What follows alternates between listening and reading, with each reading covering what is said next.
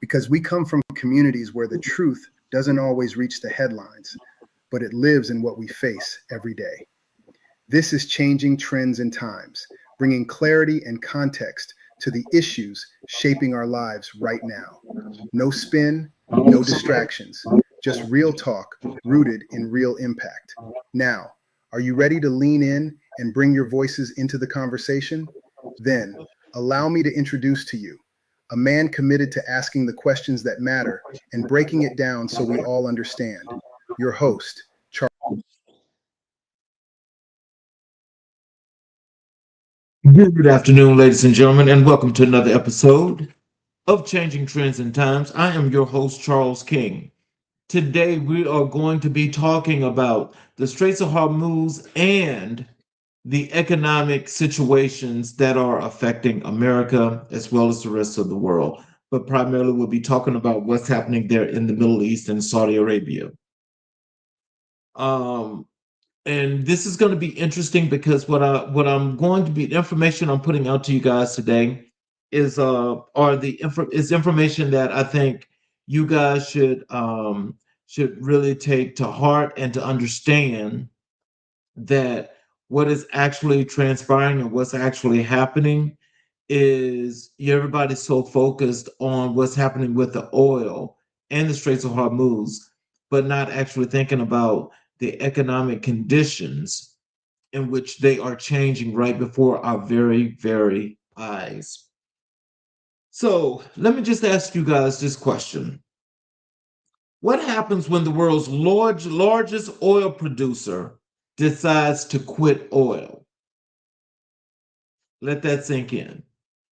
What happens when the world's largest oil producer decides to quit oil?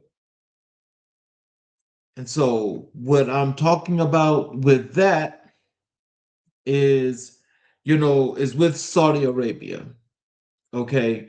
So now we understand that what's happening as far as the Straits of Hormuz, where there's a blockage to where oil and other products is not coming through unless it's approved by Iran.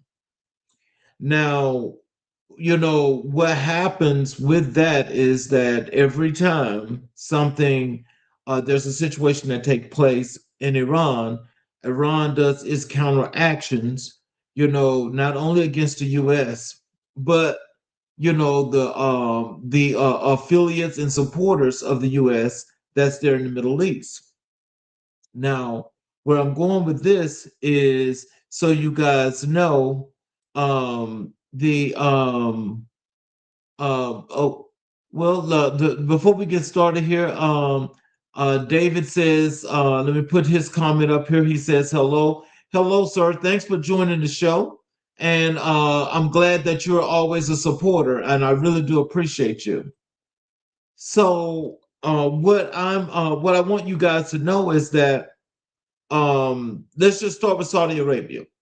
Saudi Arabia has actually they did a plan, a process that they're working on that they started some 15 years ago. And their plan is by 2030, they want to be off oil, away from oil, and doing all the things that they want to do. So, what that means is, uh, well, we got another comment here. This is from Chandler. Hi, Chandler. How are you? Thanks for joining the show. And please, if you got any questions or comments, please put them in the chat.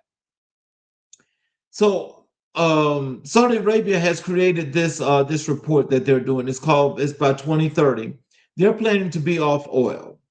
So this situation that's happening now, where with them being a supporter of the U.S., what is happening is every time something happens with Iran, where there's some kind of strike, they're actually striking, the allies of the U.S. that's over in the Middle East. So that's like Saudi Arabia, that's the United Arab Emirates, all of those places over there. They've got bases, they've got everything that they do to they support the U.S. And so, but Saudi Arabia is the unique is the unique creature of all of those that's in that region, because as I said, by 2030, they're actually planning to be off oil. So if they're planning to be off oil, what that means is that what's happening with this situation now, they're trying to alleviate and to keep their economy and their people as safe as possible. So what that means is that the new alliance that's forming, which is BRICS, you know, the United Arab Emirates has already joined. Saudi Arabia is supposed to be the second of those big oil nations to actually join pretty soon. So what that means, especially since they're trying to remove themselves from oil, what that means is that the U.S. is long sought and stuck as the one place that's still trying to do everything work based on oil. But now, how that helps, what that does with the U.S. is that people that are purchasing the oil, they're purchasing the oil with the petrodollar. That's the U.S. dollar. And so, what's actually happening now as to the conflict that's happening is that the US economy has taken a major, major blow, and the blow is going to continue. So, what that means is that as the US is continued to continue to want to be focused and stuck on using oil, that means that, you know, as everybody else is going to the newer, fresher, cleaner energy that's not doing that much pollution, then that means that the polluted nation will be the U.S. And so past presidents that we've had, you know, have started and had started to removing us from being oil dependent. And they've come up with several things with clean energy, including, you know, alliances with, you know, a lot of the European allies and other countries, you know, that was about getting off of oil. Well, now we're being made to be more dependent on oil. That is because of, you know, this administration and, you know, the people that are actually the lobby that's actually saying to this administration that oil is still the thing that they want and they want to do. So in 2016, a young crown prince stood before the world and announced a plan to completely reshape a nation. Not a small tweak, not a policy adjustment, a total reinvention of the Saudi economy, society, and identity. So this is where they have decided they are going to remove themselves from oil. Now they have the you know, with their economy is doing so much greater than most people can ever imagine. And so this reinvention comes at a cost, you know, for a lot of other people, because a lot of people depend on them because they are the largest oil producer over there to OPEC. And so in order to do what's necessary, you know, again, they're doing stuff that's actually keeping their economy and their people safe, because if they're trying to get off oil, remember, we're in 2026. So they started this process some time ago. And so where they are right now is just staggering. Let me tell you, let me read these numbers to you. Saudi GDP has reached 1.3 trillion non-oil revenue. It now accounts for 55% of their total GDP. The public investment fund has grown over $900 billion in assets, making it one of the largest sovereign wealth funds on earth. Now, again, as I was saying to you, for people that know that the conflict that's over in the Middle East and their people are focusing on the Straits of Hormuz and the oil, Saudi Arabia is removing themselves from oil. And they have done this reinvention that's happened so quickly that it's staggering to believe that you can actually remove yourself from such a reserve into a whole new arena, a whole new era of just clean energy without having to be dependent on oil.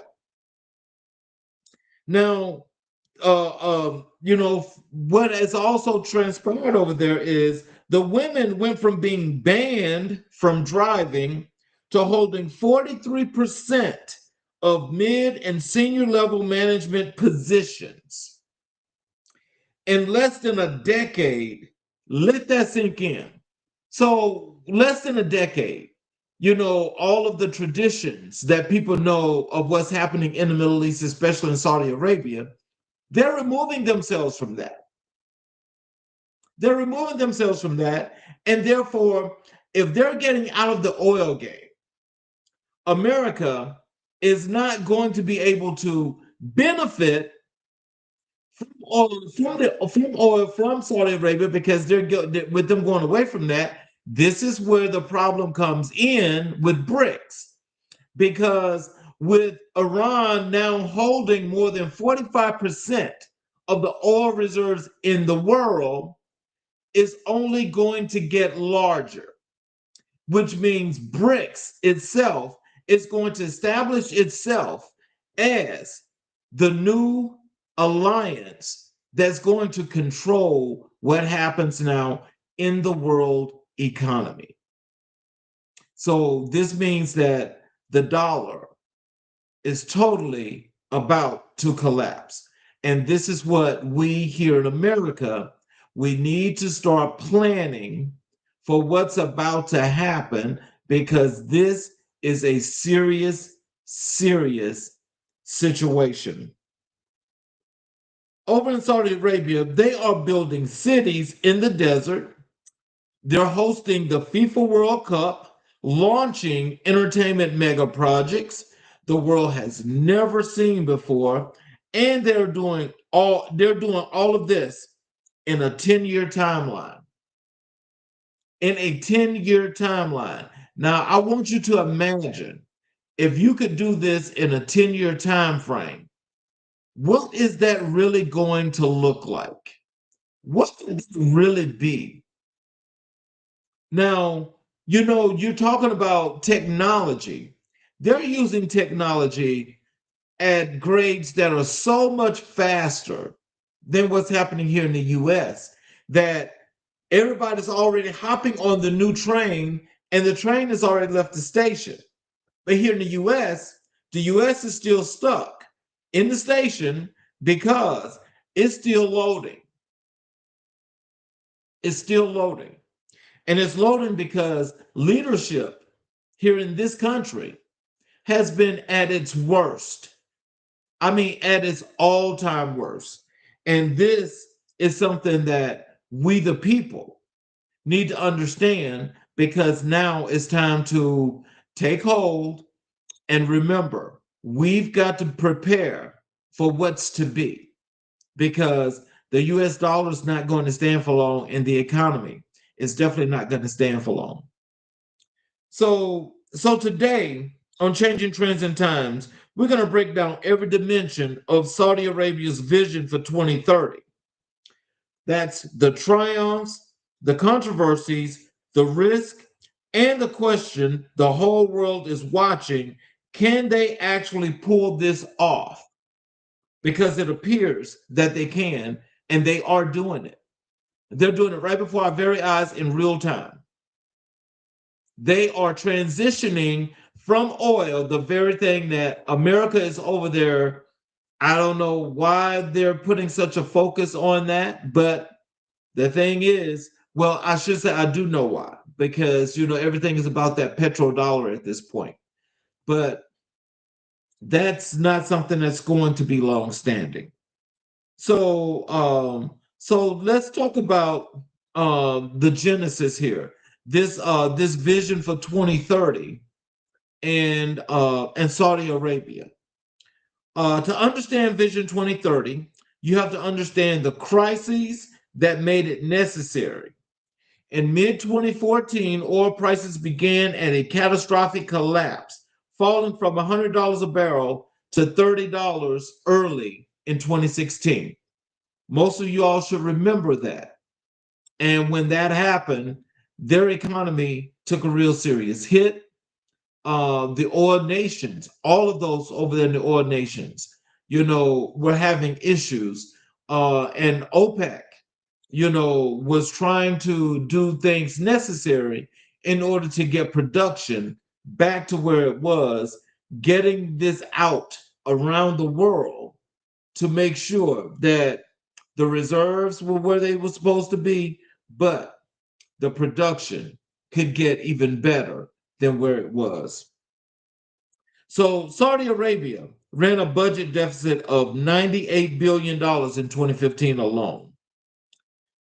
You heard me, $98 billion. And for a country that had built its entire modern identity on oil wealth, this was an existential wake-up call. Now, as we go into this, I mean, this is a question where we say, well, this was an existential wake-up call. How is it that this nation, that is the Saudi nation, can realize the issue and the place that they were in, that they're able to pivot and totally make a transition? Because we're talking about the year of 2015. This is now 2026. That's 11 years ago. And look at what their economy is today.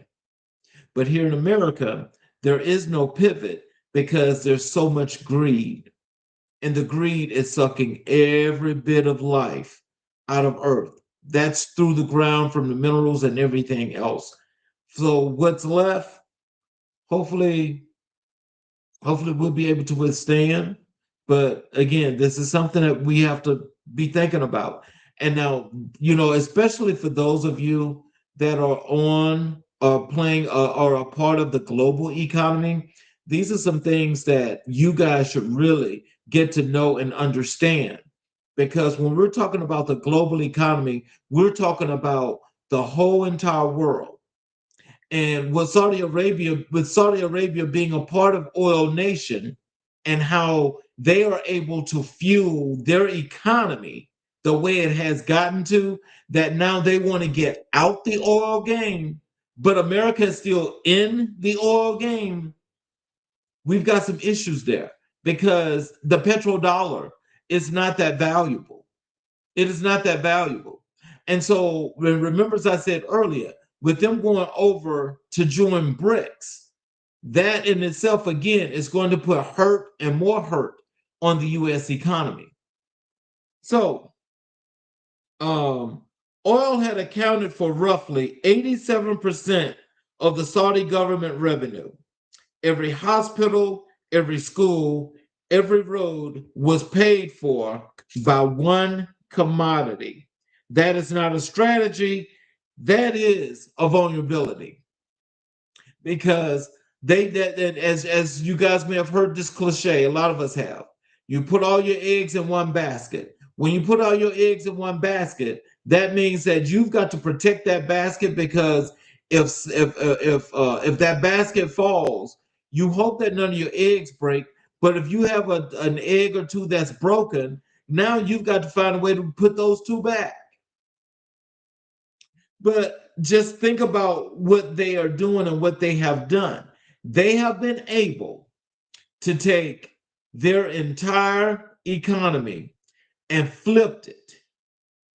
I mean, flipped it into a value that's unheard of, unseen, and something that you just would not believe could ever happen. So if you know me, I'm asking a question which I would love to ask our top officials, which I'm sure that most of the people here in the country want to ask top officials. Why are we still so reliant on oil? Why are we still so oil dependent and everything is going natural, which means it's going cleaner? And so, with everything going solar panels and things of that nature, here in America, America is now trying to adjust its system to be something of a hybrid. And the hybrid system can work to some extent, but that's not going to be fully operational because when you think about it, how many people can honestly say, well, we know in some houses, when you buy your house, some houses have both what they call, when it comes to your cooking with your oil, that, you have the gas and you also have the electric. That's all in one appliance. That's like being a hybrid. And so if one don't work, the other will. But when you think about that, how is that going to contribute majorly towards the economy and towards the people to get the people prepared for what's going to happen in the future? Because that reserve and that oil is not going to last forever. It's not. It's not. So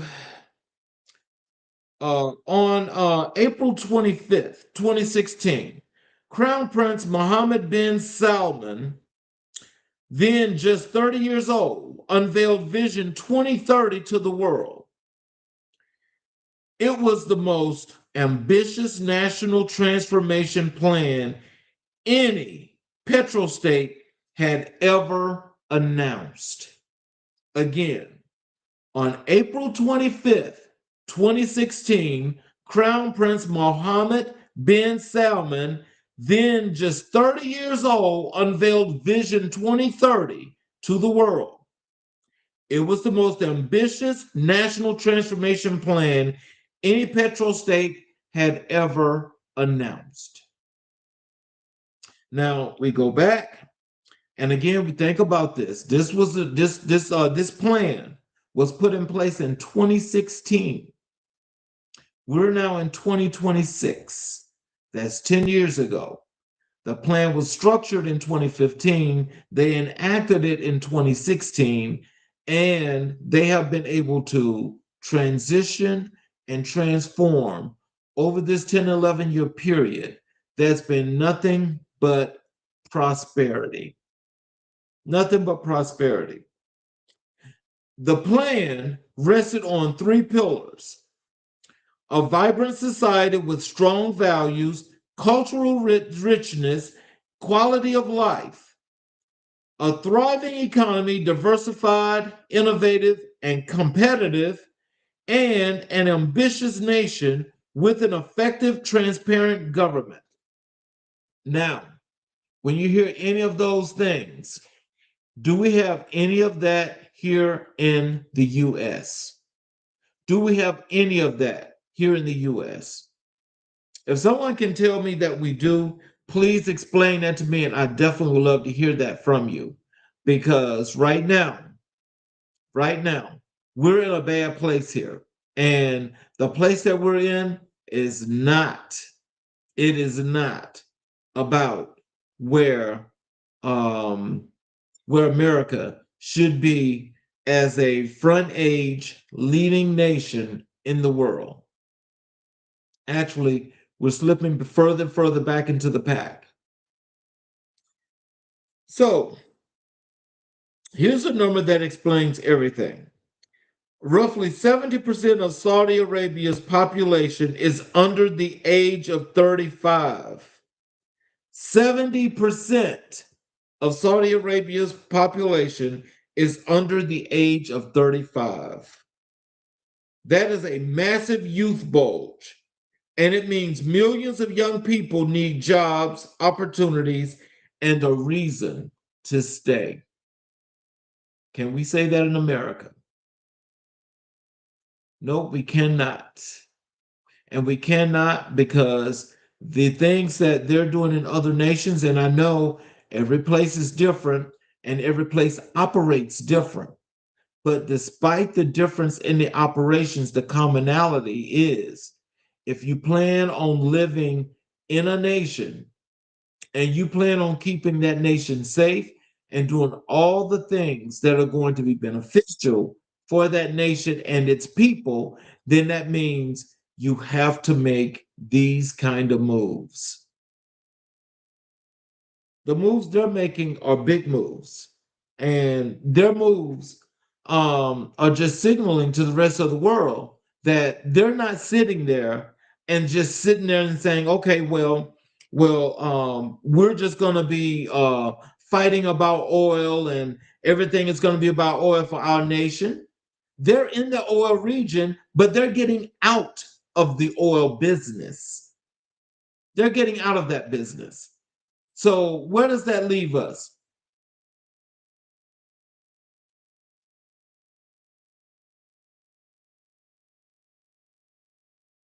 So um, so as we talk about the old social contract was simple. The government provides subsidized everything, and citizens stay quiet. But with oil revenues shrinking and a young population growing, that contract was no longer sustainable. So we're talking about a nation that's done everything in the world to help to keep its people not only safe, but keep its people where they need to be and have them doing the things that they need to do because they believe in them, they believe in their nation, and they believe that they need to keep everything in their nation as clean, as clear, and as positive as they could possibly keep it.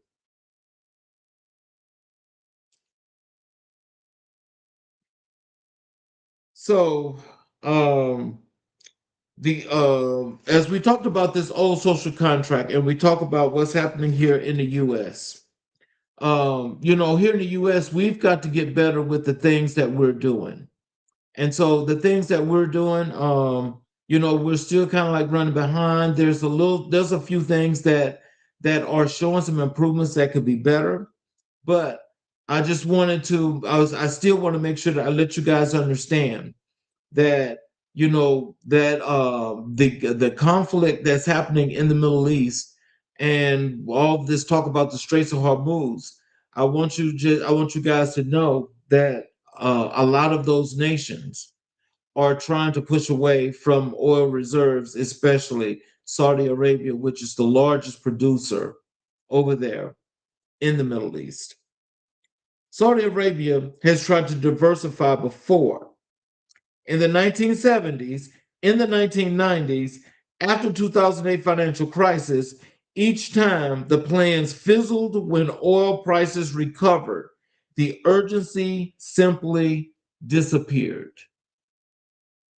Now, the difference between there and now is that in those times, with them being so oil dependent, that, it's like they were doing this based on the profits from the oil.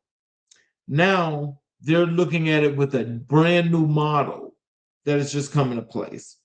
And so this new model, you know, is going to protect its people, make sure that they don't have to worry about any environmental issues as best as possible. And they're like building a nation that's going to be there, that's going to withstand the test of time. So what made Vision 2030 different? There's three things. First, they centralized authority under one decisive leader. Second, a willingness to make political painful reforms. And third, a massive financial war chest to fund the transition. Now, these are things that that again, it helps to make a nation and keep a nation where it should be, but also it's about that protection that matters to each and every individual.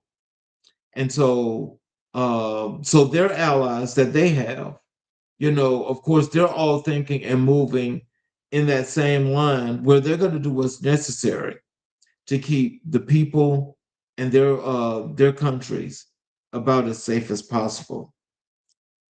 So the crown prince did something no Saudi leader had done before. He introduced a value added tax. He cut energy subsidies. He opened the country to tourism and entertainment. These were not small adjustments, these were cultural earthquakes. And so, what that meant is that the beautification of that country and those areas that they have within that country, they decided they would capitalize off those and show people what paradise looks like. Yeah, show you what paradise looks like.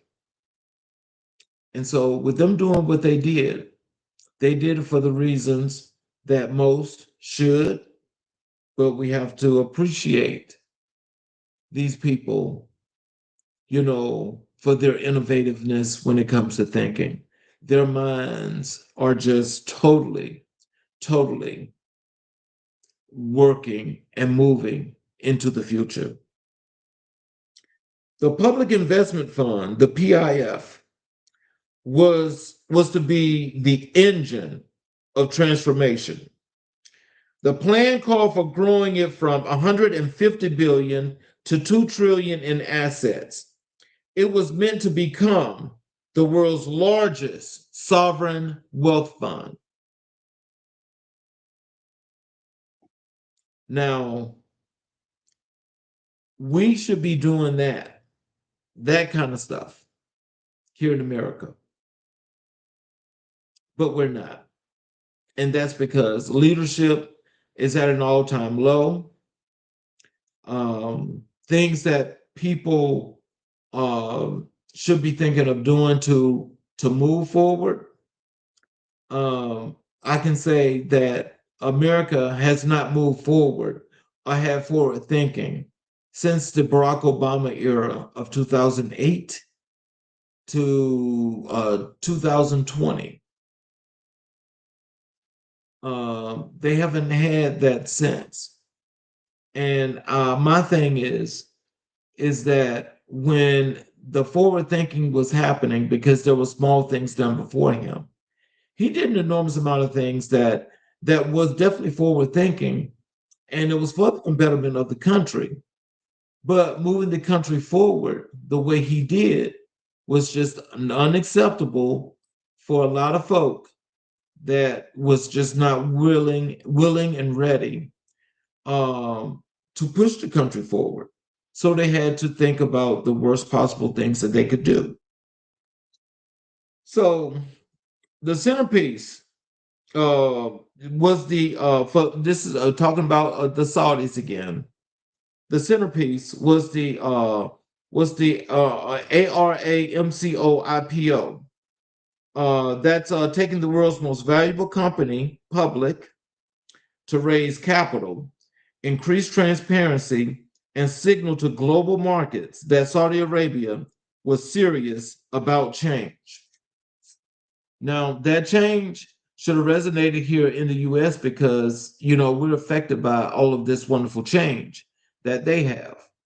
And the way it's affecting our economy is the fact that we're actually going to be holding on to something, or trying to hold on to something that really we should just let it go.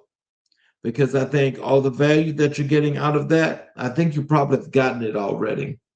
And I'm not sure if there's going to be any other value that you're going to be able to get out of that. I'm just not sure of that. So international reaction was mixed.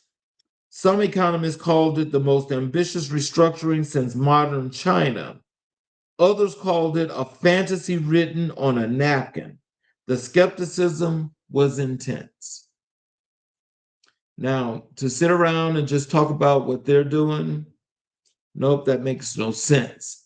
But when you talk about what they're doing compared to what we're doing here in our country, it makes us look like we don't know exactly what's happening, why it's happening, but we just know that something was going on and we need to do something, because everything that's going on here right now is definitely a bad thing. Um, Let me get to the economic transformation, and this is beyond oil. And so let's talk about the numbers, because the economic data tells a remarkable story. Non-oil GDP now accounts for 5%, 55% of Saudi Arabia's total GDP. That is a structural shift, not a statistical blip. So now this like is letting you know that everything that they're doing, they're being intentional about it. And it's the intention that's doing everything that it should do to make people know that we're not caring about what you're talking about with the Straits of Hormuz. They're not caring about that. What they're caring about is the money that they're getting, and they know that this money is going to be prosperous, and they're showing you how prosperous it is. So we've got to do better in our own rights for the work that's being done.